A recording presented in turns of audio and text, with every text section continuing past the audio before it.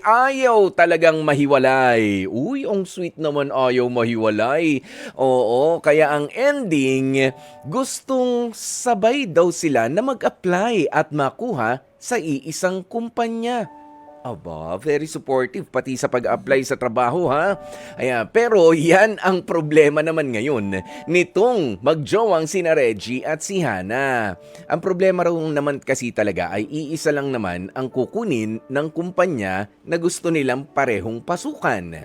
Sabi ni Hana, okay naman daw kung isa lang sa kanila ang mapili. Pero kasi si Reggie, mukhang ayaw daw humiwalay sa kanya, maski sa trabaho. Kaya naman tanungin na nga natin, Hana, ng Caloocan, 25 years old. Kumusta ka, Hana? Hello po. Good Mm-mm. afternoon po. Good afternoon. Kumusta ang pakiramdam ngayon? Nakapag-apply na ba kayo ni Reggie?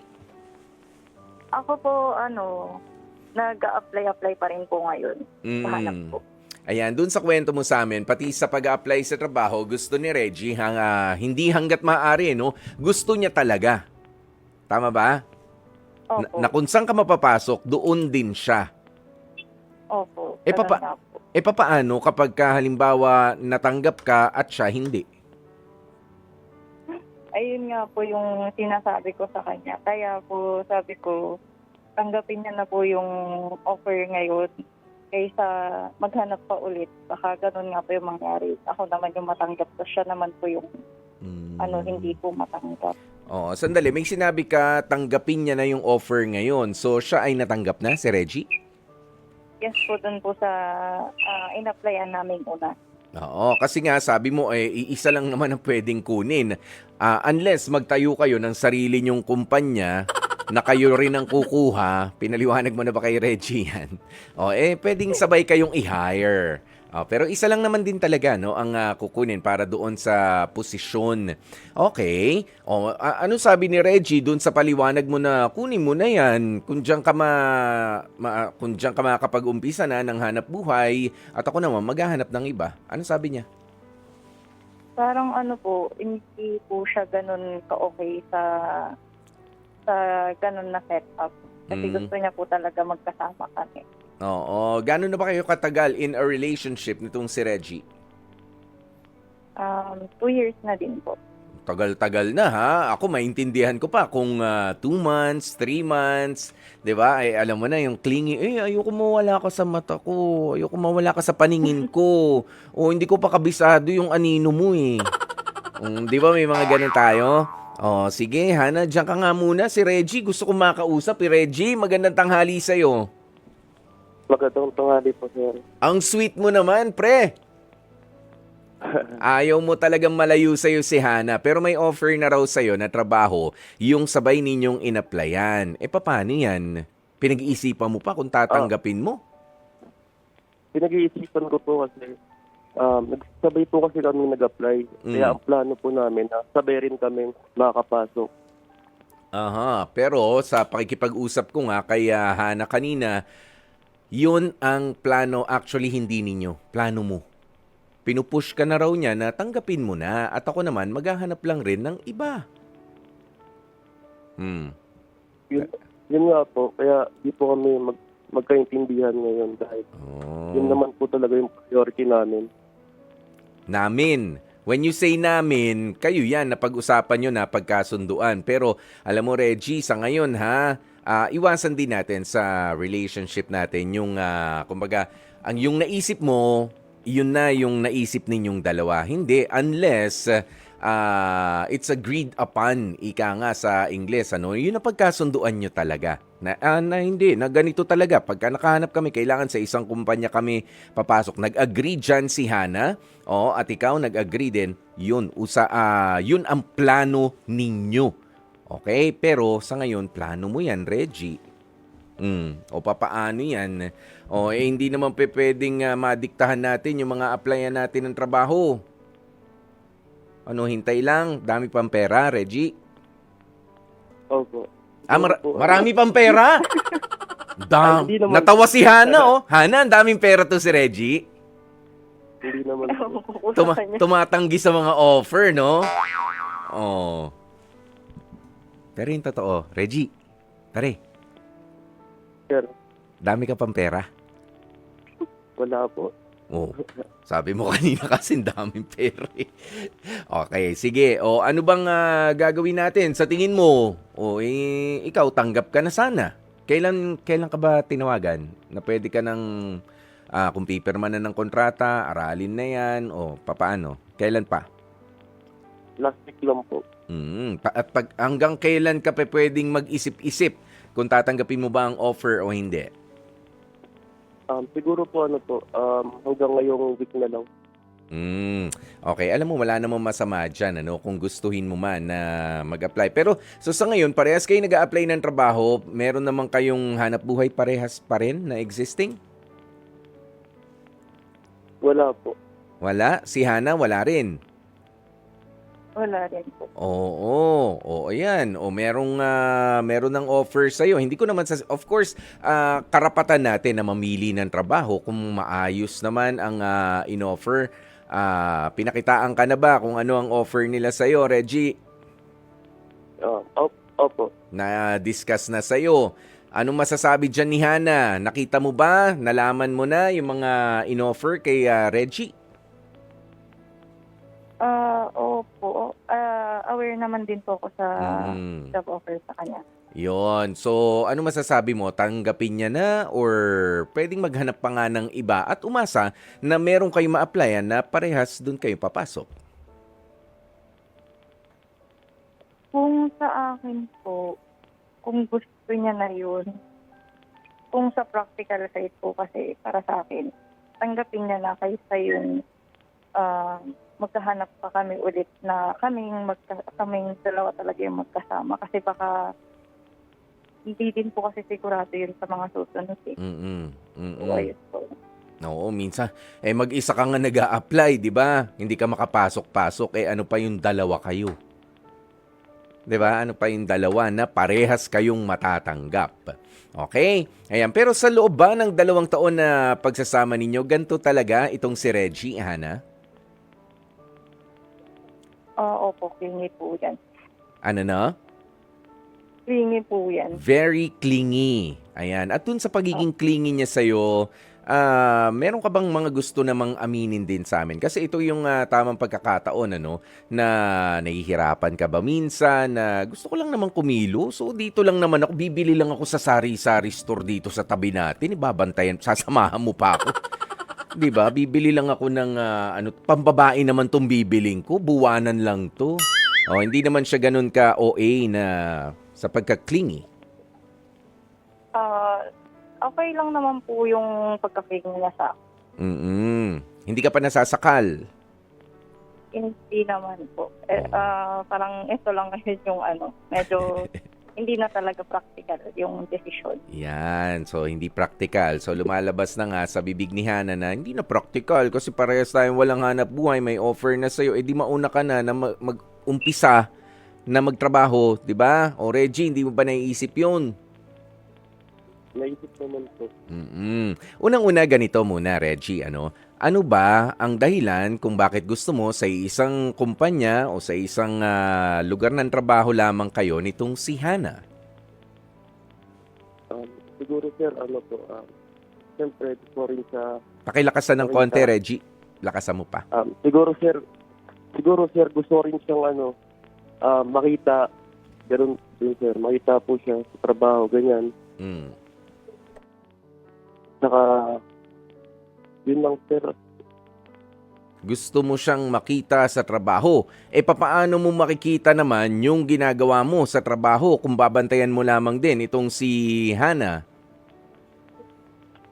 Sir, ito rin kasi, kaya gusto namin na sabay kaming sa isang kumpanya para sabay rin kami pumasok at sabay rin kami umuwi. Okay. Practical ding yan, ano?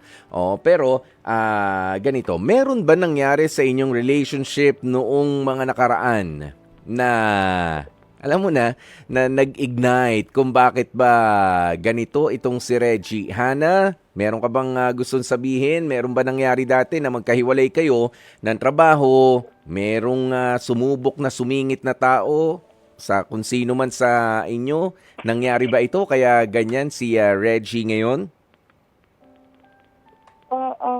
Wala naman po. Wala naman po ako natatandaan. Oo, nung magkahiwalay kayo ng trabaho noon, walang pinormahan si Reggie at nahuli mo, kaya ganyan siya ngayon, baka nagbabawi, hindi kaya?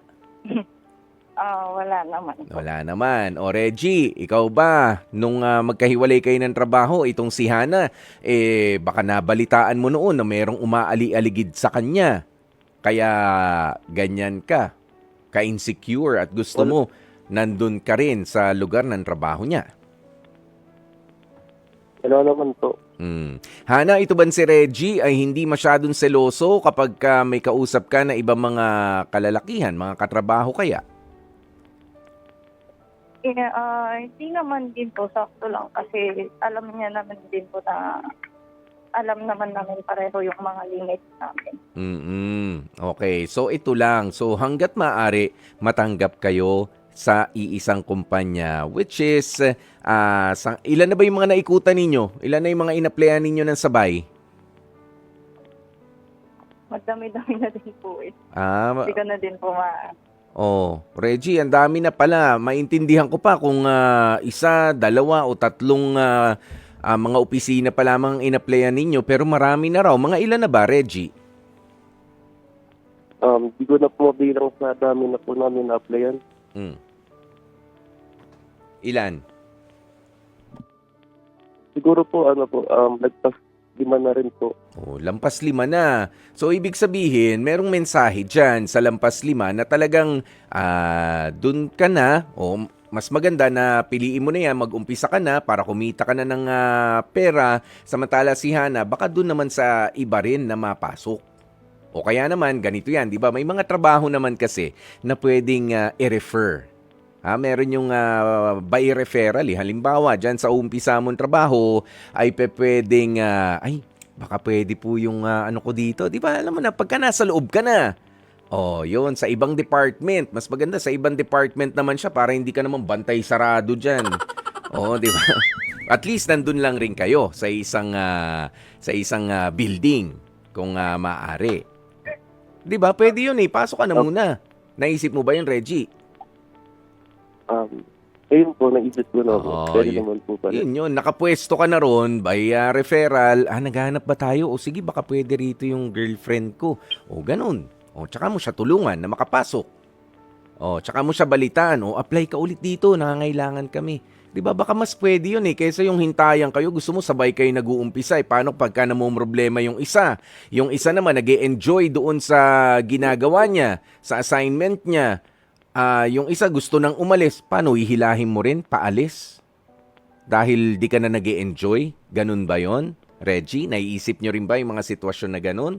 At kung di ka nasisiyan sa trabaho mo, siya, nandun, nasa isang kumpanya kayo, wala, parang hinila mo lang rin siya pababa. Tama ba? Opo, sir. Ayun yun. Kaya sige, dahil nga napasok na yan sa isip mo, Reggie, at lalo na sa'yo, Hana, mag-usap kayong dalawa. Ano ba sa tingin ninyo ang magandang desisyon ninyo? At pagkabalik ko, pagkabalik ko, tatanungin ko kayo, ano ba ang pipiliin ninyo? HEART para sa inyong desisyon. Go, Hana and Reggie. Hana, ikaw na mauna. Kausapin mo na si Reggie. Hi, ayun nga, kung okay sa'yo yung trabaho, pwede mo na siya tanggapin. Siguro. Ayun. Siguro, Sorry, yung nagsasabi. Siguro, tama ka na, maging practical na lang tayo para mapagsimula na rin tayo kahit paano. Makakahanap pa rin naman siguro ng ibang trabaho, ganyan. Oo, tsaka ayun nga yung sinabi din ni Kuya Boy, yung referral, baka nga pwede din yan sa future. Oo, tama. Sweet nyo mag-usap tama. Sweet. Yun na ba yun? Oh, pero syempre, kung ikaw nga nakapasok na, lalakas ang kumbaga ang hila mo. No, ang hila mo kapag ka ikaw ay maganda rin ang performance sa trabaho. Kaya pag-igihin mo, Reggie, gawin mong inspirasyon si Hana doon sa trabaho ng umpisahan mo, ha? Okay? Opo, sir. Ganun yun. Hindi Opo, yung sir. nalulungkot ka, hindi yung sasaya lang ako kapag ka nandito na siya. Hindi. Dapat sa umpisa pa lang, masaya ka na, ganado ka na, magpakitang gilas, di ba? Makipagkaibigan, mabuting pakikisama, doon naman nagsisimula lahat yan eh. Kita mo, ikaw ang unang tatanungin, uy, may kakilala ka bang ano? Wala eh, magre-resign na kasi si ano, lilipad na papuntang ibang bansa. Di ba yung mga ganun? Ikaw ang makikwentuhan, ay teka, may kakilala ako. Oo, ganyan. O, apply ka na rito, Ana. Likod. Yan, yung mga di ba? Mas okay yung ganun. So ano na, ang inyong HEART decision? Po. Sabi ni Reggie, approve. Approve naman talaga. Minsan lang talaga, no, kailangan natin na hindi maging emosyonal sa pagpili. Of course, sa mga decision natin sa buhay, kailangan tayo ay meron ding sense of practicality. Lalo na nga sa panahon ngayon dito sa Pilipinas, pamahal ng pamahal ang mga bilihin. Aanhin mo nga naman yung kaswitan. Walang problema dyan. Maging sweet pa rin tayo sa partner natin. Kahit na medyo nagugutom tayo, kahit na napapagod tayo o nahihirapan sa buhay, of course, kailangan natin na maging mabait at marespeto sa kanila. But then again, yung pagiging clingy ay sweet yan. Pero it's actually a toxic trait in the long run. Kapag ka tumatagal ang pagiging clingy ng isang tao at lahat na lang ng sulok, sa lahat na lamang ng lugar, sa lahat na lamang ng kakilala ay laging nandun, laging nakabuntot sa'yo, mahirap naman at nakakasakal yung ganyang klase ng trait, di ba? Yung masyadong clingy, nagiging masyadong dependent, di ba? Tandaan ninyo, kahit na tayo ay in a relationship, mga kapatid, ano, Hana and Reggie, tayo ay tayo ay mga individual na kailangan din i-develop ang ating sarili sa ating mga karera, sa ating trabaho, sa ating pag-aaral, 'di ba? Huwag natin masyadong idepende yung kasiyahan natin sa ibang tao. Okay? Nakakapagod 'yan. Ganyan niya, i-develop mo nang i-develop yung sarili mo para ikaw naman ay maging tama talaga doon sa partner mo. Maging inspirasyon ka rin sa kanya. Ganun yun. Thank you, Reggie and Hana. Maraming salamat po, sir. Yan, smile ka na, Reggie, para hindi ka nakasmile. Nakasmile naman po, sir. Nakasmile naman. Totoo ba yan, Hana? Ganyan lang talaga si Reggie, kausap. Opo. Kaya na po. Okay, wala ba kayong I love you-han? Paano ka magsabi ng I love you, Hana, kay Reggie? Baka dyan ngumiti eh. Pag-uwi ko na lang. Sabi mo. Marinig.